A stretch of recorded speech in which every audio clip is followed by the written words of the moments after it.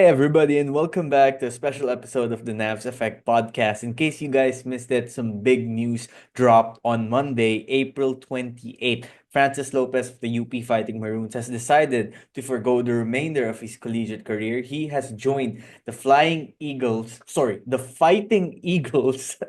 Brain twister there. The Fighting Fighting Maroons at Ateneo. Let's go. Fighting Eagles Nagoya in the Japan B League, and that means that for his college career as he embarks on a new journey. We're going to be talking about that. Nico Rocha, as you guys might have guessed, is joining me. Okay, Nico, let's start with you. What was your initial reaction to hearing the news of Francis deciding to forgo his college career and going to the B League group? You know how Bill Simmons reacted when the Cavs drafted Anthony Bennett? Whoa!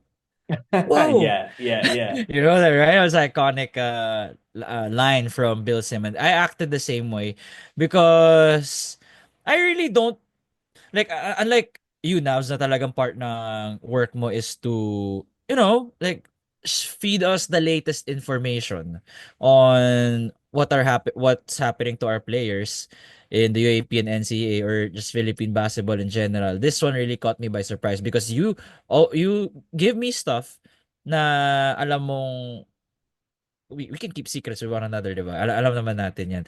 Pero this one came out of left field. You never gave me a hint. No one ever gave me a hint. Nobody ever like, uy, bangan mo sa UP ha, may gagalaw. Wala man lang narinig na ganun. Diba? So, for me, it was really a huge move. Ang unang pumasok sa isip ko is, are they still title contenders? And then the next thing Mm. after that is, the championship is wide open. It's wide open now. Until maybe UP recruits someone new. Ganun lang naman lagi yun eh. It's all like that. Like, it all changed when QMB came. And it's only April. The season starts mid-September, third week of September. Basta September or October, whatever. But as of April 28, 2025, it's it just made the UAP more exciting. I'm happy for Lopez.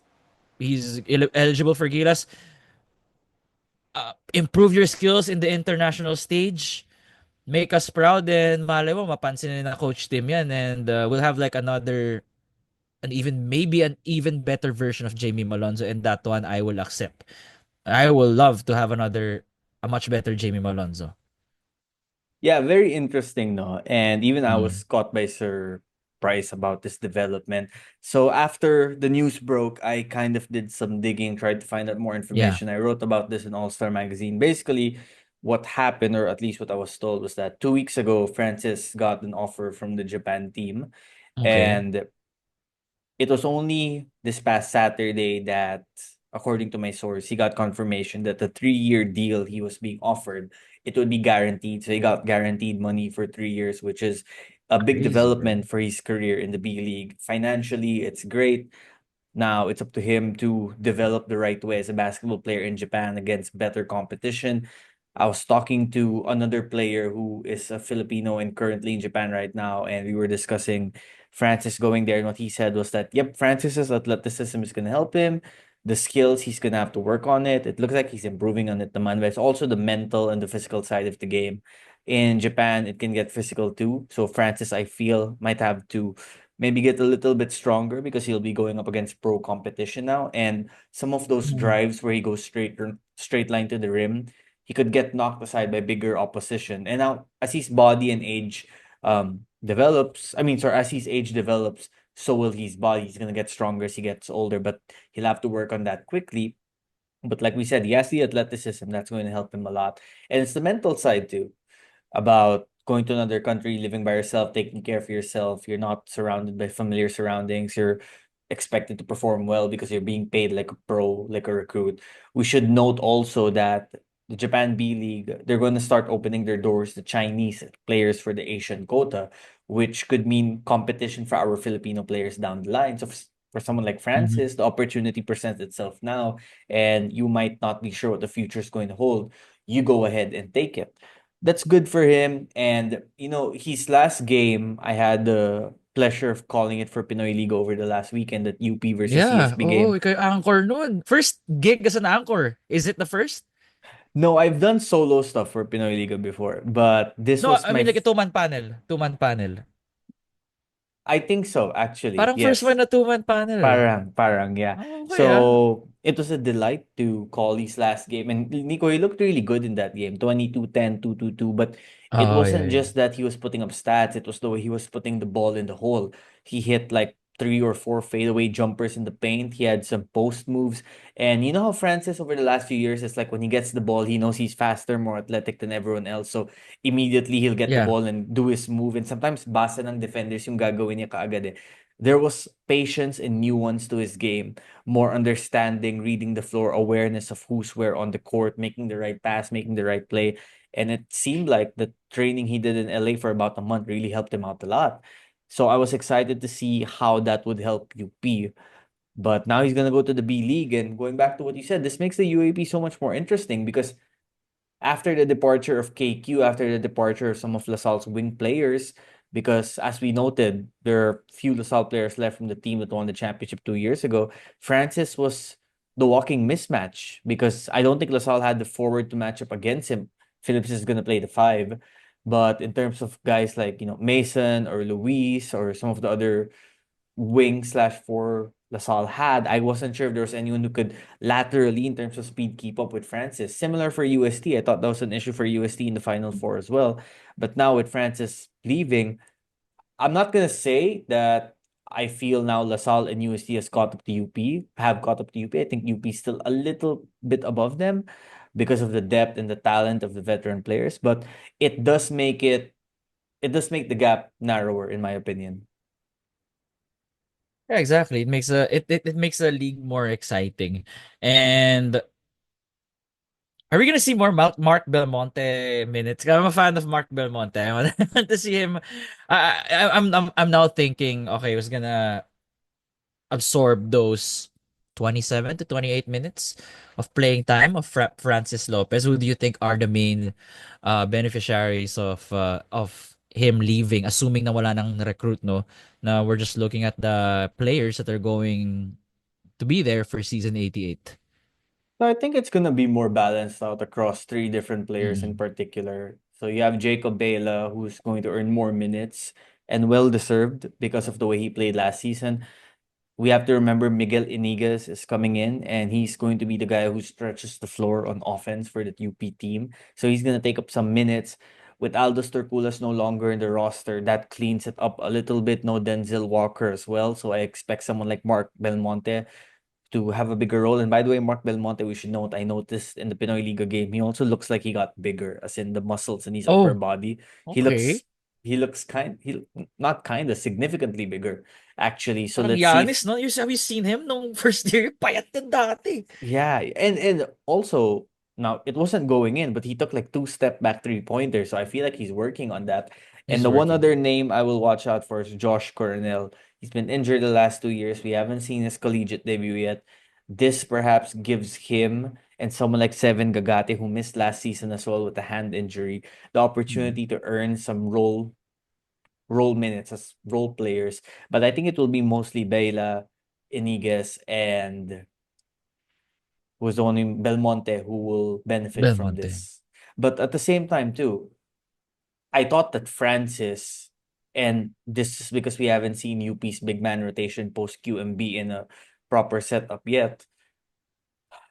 Right now, the big men are Gianni Stevens and Sean Alter. For me, How those do you two, feel about that? Yeah, since na-cover mo yung game nga nila, 'di ba? Like they've anything improved. that They've okay, improved. they've I feel improved. like they'll be better. But when you're UP, you're thinking, okay, who do we have to counter Mike Phillips? Because that's the biggest threat to your championship this season.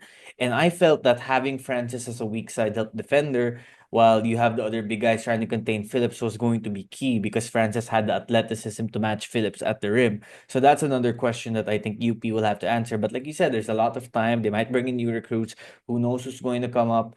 Does this make UP a little less strong? Absolutely. Does Absolutely. this count UP as a championship contender? Absolutely not. They're still up there with everyone else. It does make the UAP a lot more interesting. And Wide yes, open siya. wide open. And yes, it should make LaSalle happy. But another team I think that should be happy about this is UST. Now, if you're UST, You're you're super high thinking on UST. You're I high on really am. UST. I really am. I last year pa nga, Ah. remember before last year I was telling Tayo! you, tayong dalawa, Sa right? We were UST. Tayong dalawa, yeah. entering 87. Yeah, and it was kind of, messy there in the middle, but then they picked up pace. It was messy. Exactly. And by the way, speaking of UST, quick tangent lang, I'm hearing Amiel Oh, yeah, Asido yeah. is killing it in practice right Really? now. He's really... Oh, Amiel Asido and Jello Crisostomo and Mark Lemet are killing it in practice. And if you're gonna be high on UST, those three guys are reasons why. Because Fortsky's gonna be solid. I think Fortsky's gonna have a bounce back season. Nick is gonna be solid. But if you get those other three guys to step up and you can get Osang to play solid, consistent minutes even without Tonkara, I think UST has the chance to surprise a few people. And this move should give them confidence that, hey, you know what? We weren't at UP's level last season. UP beat us in the final four, but that UP roster just lost Kagulangan, QMB, and now Francis Lopez. And you can make a case. Those were the team's three most important players in their championship season in 87. So if you're UST, you're saying we kept it relatively close against this team three times last season, even if we lost each time. But now we should get closer to them and we should believe that we can compete against them. yeah. Ganoon nga naman talaga. And may news ka ba regarding Koji Ben na floor? Like, kamusta siya? Has he been doing well in practices? Well, I don't think Koji's gonna play big minutes right away. Rookie kasi and it's a deep team, especially in his Mm. position. But I think he knew that. I think he's ready to provide contributing minutes when called upon. But it's probably gonna be in his second or third year. He becomes like a steady presence in the rotation, especially after the veterans depart. But look, UST, the preseason games, they're competing in Pinoy Liga. They're gonna compete in Phil Oil. So I'm excited to see the early signs from them if what I anticipate them to be looks like it's going to happen. Okay. Yeah, that's pretty much it for me. Like, Navs na ako, I went to TikTok. I just recorded the video na whoa. And then after that, I was like, biglang sumunod yung ano mo. 'Di ba ikaw ba yung nag-break ng Jillian Kines? Yeah. Kines Yeah, also. sumunod ka like 1-2 hours after. So, like, oh, susunod-sunod ah. Like, was that his decision? Oh, Navs, release ko na rin to. Okay na, pwede na. Matagal na ba yun? Like, matagal ng, like, ano ba yung mga behind the scenes on that one? Was that matagal ng napagplanuhan, na lasal na siya? Or parang, it's not, it's as parang maaga, ano siya, like, nasabi lang siya recently. Not like, nasabi na ibang tao na months ago pa, nag-commit. So, ano ba yung totoong score? Not what you can share, kasi baka, baka pala i-share yun, ano eh. So I think the four teams who were after Kines were Ateneo, Mapua, UST, and DLSU. Interesting. CSB was really the first team in the mix there CSB. because obviously the Benil LSGH combo in the NCAA. But I Mm. feel like once CSB realized LaSalle wanted Kines, they were like, okay, yeah, I mean, you guys are LaSalle. So that's kind of what happened there. And look, Kines, this was coached by Renren Ritualo, one of the most decorated green archers of all time. He had Renren whispering in his ear the whole season. He endeared himself to the LaSalle community. Kines did.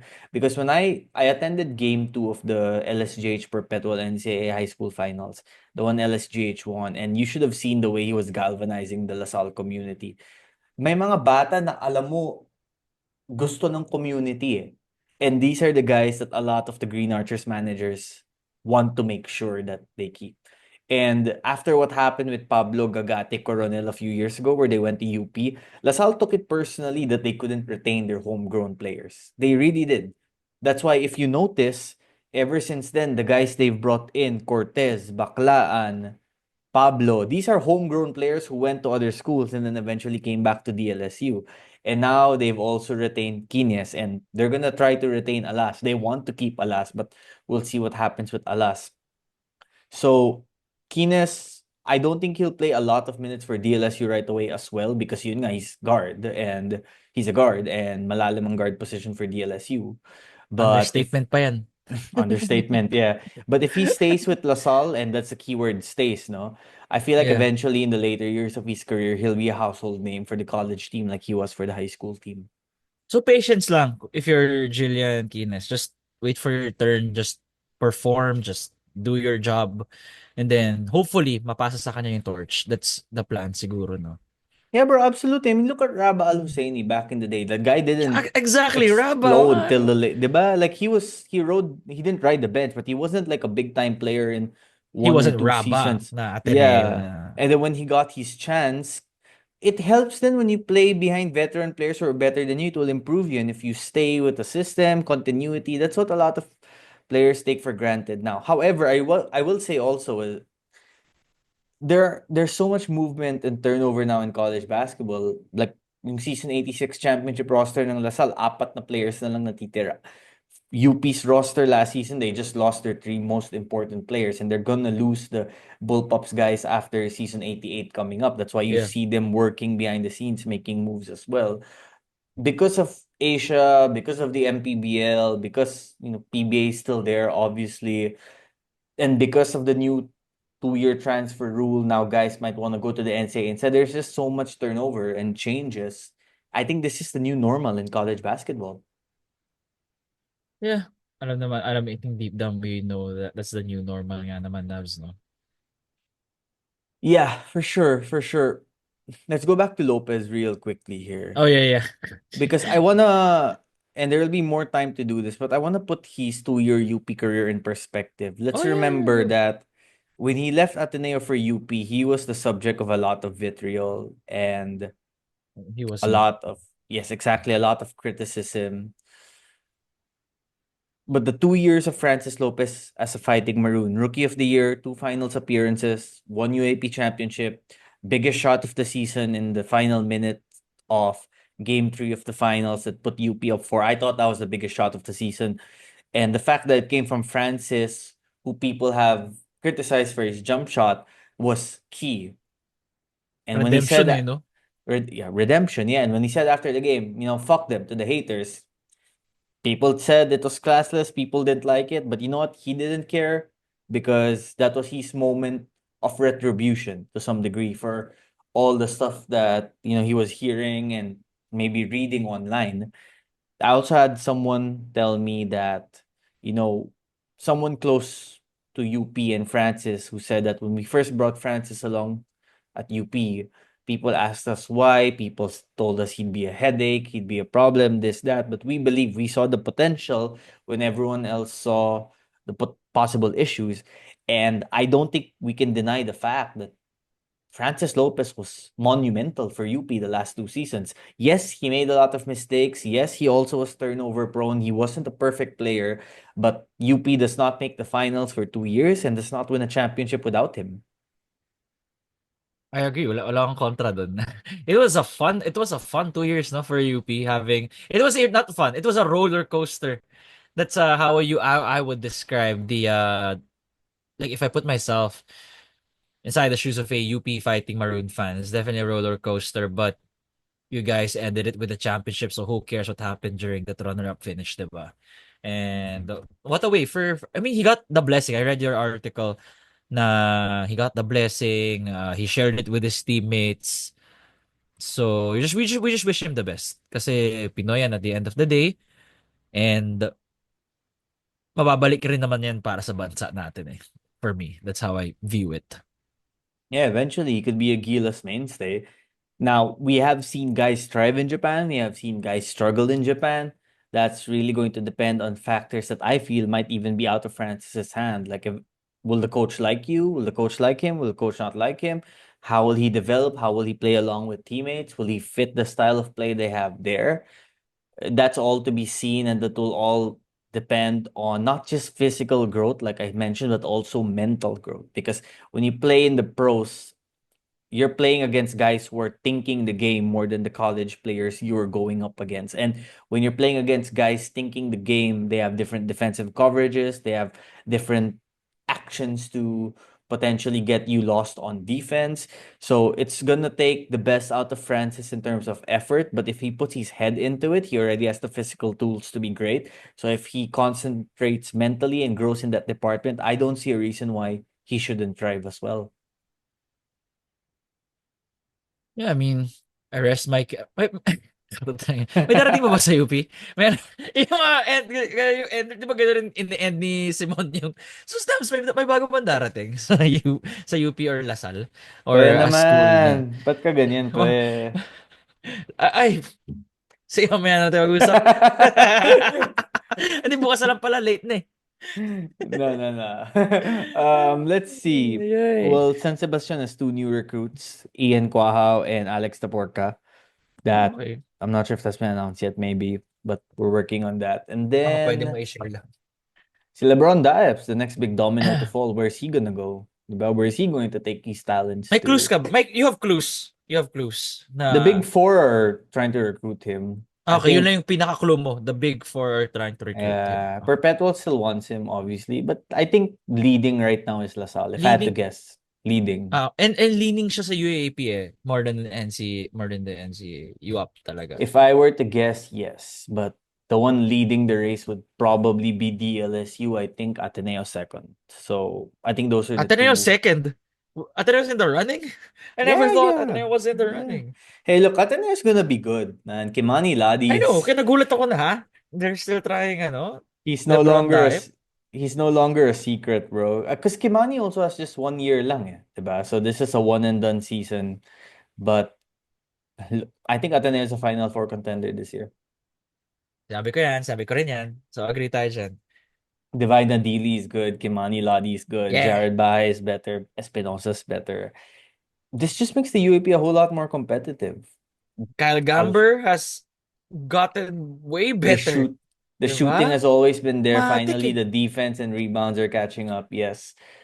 And it's energy then. When you play more defense, you have more effort on the court. Sometimes your shooting and offense just improves from there. So you're starting to see that transition for Gamber. But yeah, to me, it's still UP LaSalle up there. UST as the team that can potentially break in there.